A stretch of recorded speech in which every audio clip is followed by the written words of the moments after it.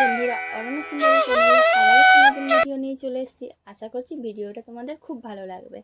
তো পুরো ভিডিওটা দেখার জন্য অনুরোধ রইল, যে যেখান থেকে ভিডিওটা দেখছো নিশ্চয়ই তোমরা ভালো আছো। আগামী দিনেও ভালো থেকো, সুস্থ থেকো।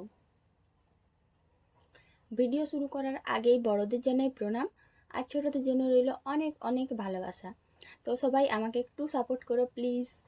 আর অনেকেই দেখছি ভিডিও দেখছো না, এড়িয়ে চলে যাচ্ছ, মানে স্কিপ করে হয়তো চলে যাচ্ছ, এরকম হচ্ছে। তো প্লিজ সবাই আমার পাশে থেকো, সাপোর্ট করো, তবেই না আমি এগিয়ে যেতে পারবো। আর আমার পাশে থাকার জন্য অনুরোধ রইল। তো সবাই ভিডিওটা দেখতে থাকো।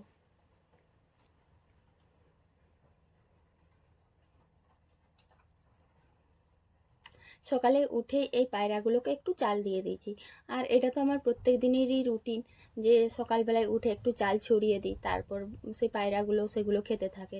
তো অনেক সময় কি হয়, প্রথমে পায়রাগুলো আসে না, তারপরে আসে। তা পায়রাগুলো এখন চাল খাচ্ছে, আর আমি এদিকে বাড়ির ভেতরে ঝাড় দিয়ে দিচ্ছি। তো আস্তে আস্তে সব রুমগুলো একটা একটা করে ঝাড় দিয়ে দিচ্ছি। আর আমি ঝাড় দিই, তোমরা আমার ভিডিওটা দেখতে থাকো।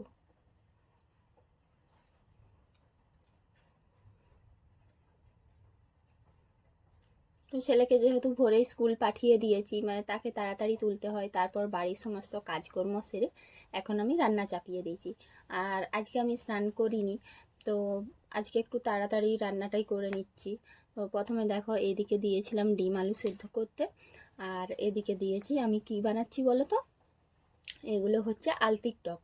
তো আলতির টক তোমরা অনেকেই খেয়েছো, আবার অনেকেই খাওনি, দেখবে একবার বানিয়ে খাবে, খুব ভালো লাগবে। তো আমরাও অনেকবার বানিয়ে খেয়েছি, ভালো লাগে। মানে অনেক কিছুই টক তো সবাই খাও, কিন্তু এটা খাবে দেখবে ভালো লাগবে। তবে হ্যাঁ, এটার আলতিটা কিন্তু খুব ভালো হওয়া দরকার। আলতি যদি সেদ্ধ না হয় তাহলে কিন্তু একদমই ভালো লাগবে না। তাই আলতিটা যেন ভালো হয়। আর বাকি তো তোমরা জানোই, যারা খেতে জানো তারা জানো।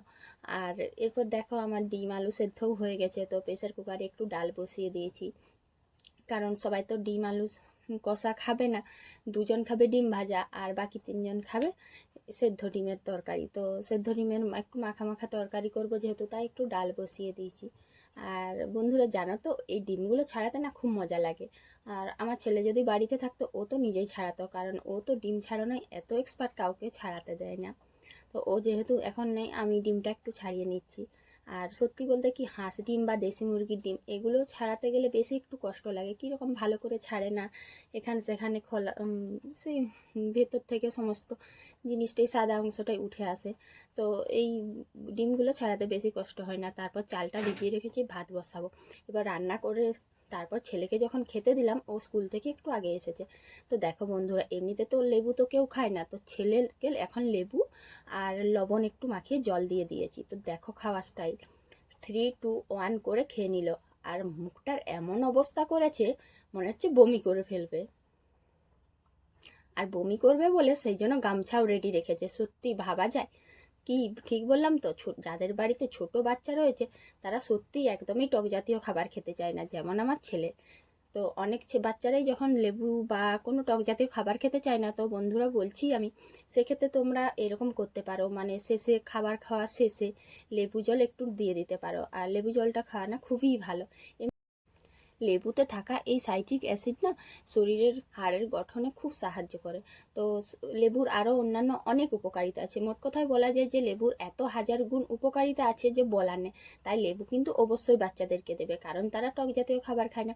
তো এখন দেখো বন্ধুরা, আজ কিছু ভাত বেড়ে গিয়েছিল, যেদিনই ভাত বাড়ে এই কুকুরটাকে ভাত দিয়ে দিত, কুকুরটাকে ভাত খেতে দিয়েছিলাম, কিন্তু আজ যে কি হলো কে জানে, এমনভাবে ভাতগুলো ছড়িয়ে দিয়েছে না, তোমাদের দাদাভাই কুকুরটাকে রেগে তাড়িয়ে দিল। দেখো বন্ধুরা, কিভাবে ভাতগুলো ছড়িয়ে দিয়েছে, সত্যি দেখে করেও না খুব বিরক্ত লাগলো, যে ভাতটা আমরা খেতে দিলাম অথচ সে না খেয়ে আজকে ছড়িয়ে ছিটিয়ে দিয়েছে।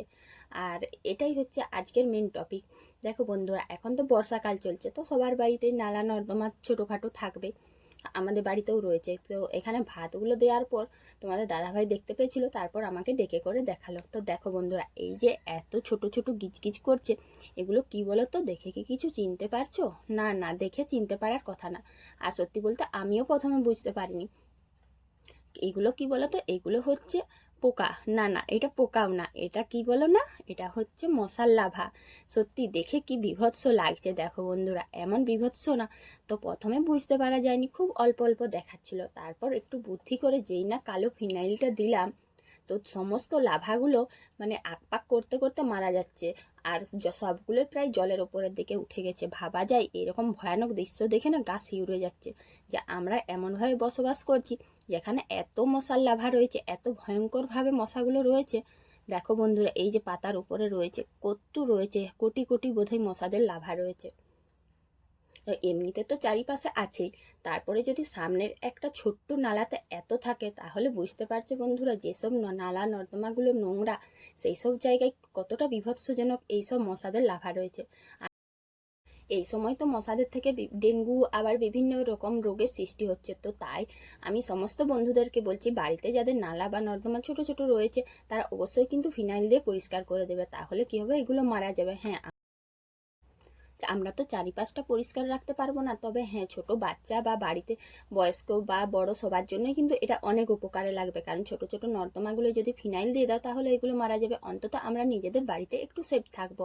তো বন্ধুরা, আমার এই ভিডিওটা তোমাদের যদি ভালো লাগে অবশ্যই লাইক কমেন্ট সাবস্ক্রাইব করে দিবে, আর আমার একটু পাশে থেকো। চলো টাটা, দেখা হচ্ছে আবার পরের দিন নতুন একটা ব্লগ নিয়ে।